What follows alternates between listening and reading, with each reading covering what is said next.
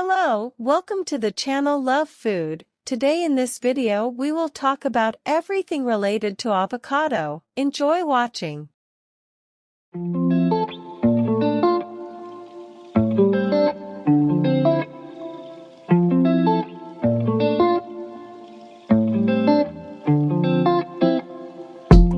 The avocado tree, Persea americana, is a medium-sized evergreen tree in the laurel family, Lauraceae.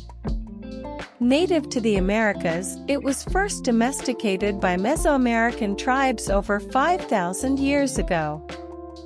Then as now, it was valued for its large, extremely oily fruits. The tree is likely native to the highlands connecting south-central Mexico and Guatemala. Its fruit, sometimes called an alligator or avocado pear, is botanically a large berry containing a large seed. Avocado trees are partially self-pollinating and are often propagated by grafting to keep fruit production stable. Today, avocados are grown in many countries in tropical and Mediterranean climates. Mexico is the world's largest avocado producer in 2020, supplying almost 30% of this year's world harvest. The fruits of the domesticated varieties have a smooth, buttery flesh and are golden green when ripe. Depending on the variety, avocados have a green, brown, purple, or black skin and can be pear, egg, or spherical in shape. For commercial purposes, the fruits are harvested immature and continue to ripen after harvest.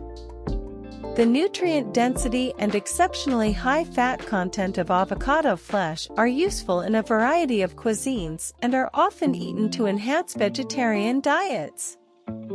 In major producing regions such as Chile, Mexico, and California, the water needs of avocado plantations put pressure on local sources.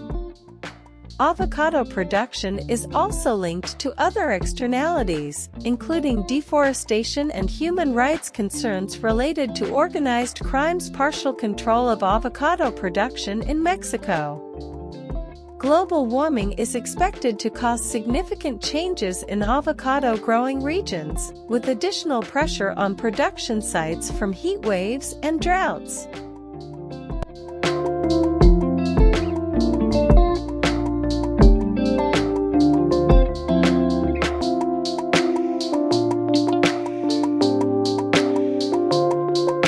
The Persea americana, or avocado tree, is likely native to the Tehuacan Valley in Puebla, Mexico, although fossil evidence suggests similar species were much more widespread millions of years ago. However, there is evidence of three possible distinct domestications of the avocado, resulting in the currently recognized Mexican, Ayocal, Guatemalan, Quiloacal, and West Indian, Tlaxcalacal, breeds. The Mexican and Guatemalan landraces are native to the highlands of these countries, while the Antillean breed is a lowland breed that stretches from Guatemala, Costa Rica, Colombia, Ecuador to Peru, reaching a wide range due to pre-arrival activity to Europeans. The three distinct landraces likely interbred in pre-Columbian America and are described in the Florentine Codex. The first inhabitants of the north coast of Peru lived in temporary camps in former swamps and ate avocados, but also peppers, mollusks, sharks, birds, and sea lions. The oldest find of an avocado pit is from Coxcotlan Cave and dates from around 9,000 to 10,000 years ago. Other caves in the Tehuacan Valley from the same period also show early evidence of the presence and consumption of avocados. There is evidence of the use of avocado at the sites of the Norte Chico civilization in Peru at least 3,200 years ago and in Cabala Muerto, Peru around 3,800 to 4,500 years ago. The non-domesticated landrace is known as the criollo and is small with dark black skin and large seeds. It likely evolved along with the extinct megafauna.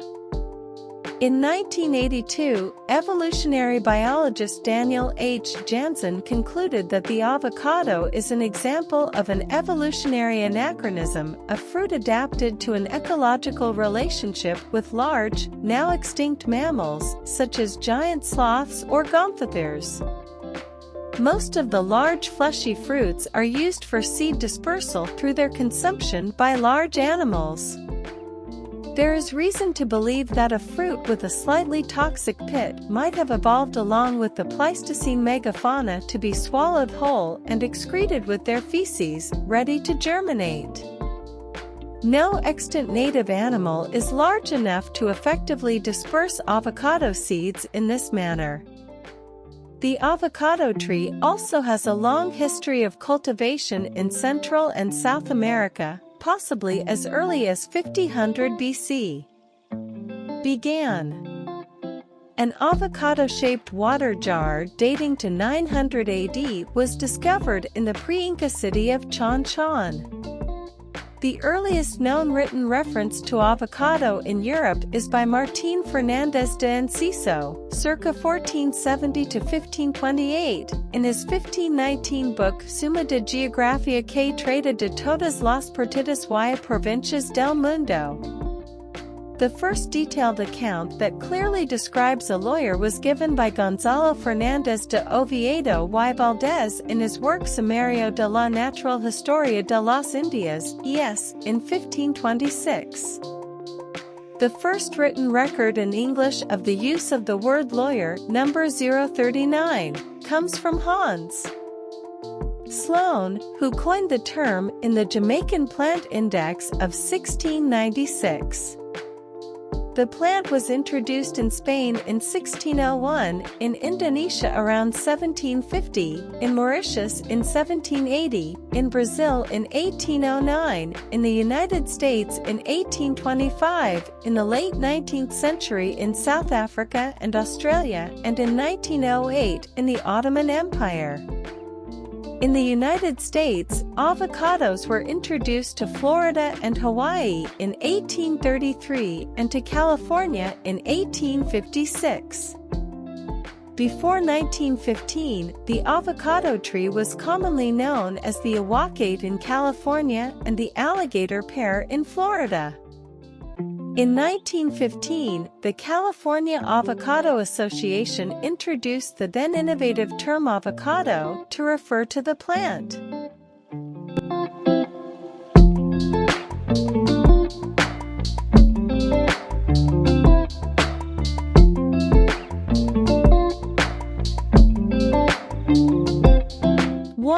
Dandruff reduction. A well-moisturized scalp can make hair healthier. If your skin is dry or flaky, massaging the oil into your scalp before washing and conditioning your hair may help. Avocado oil applied to the scalp can also help reduce dandruff. Moisturize your skin with oils to prevent it from drying out and flaking. 2. Preventing hair breakage. Hair strands can break when they are dry and brittle. Coating your hair in a thin layer of oil can make it more supple. This can help prevent hair breakage when brushing or knotting. A person should handle hair gently to avoid breakage.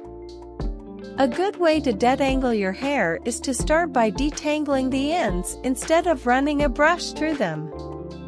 People should also avoid using rubber bands instead of rubber bands or tightening the hair too tightly, as it may damage the hair strands or roots.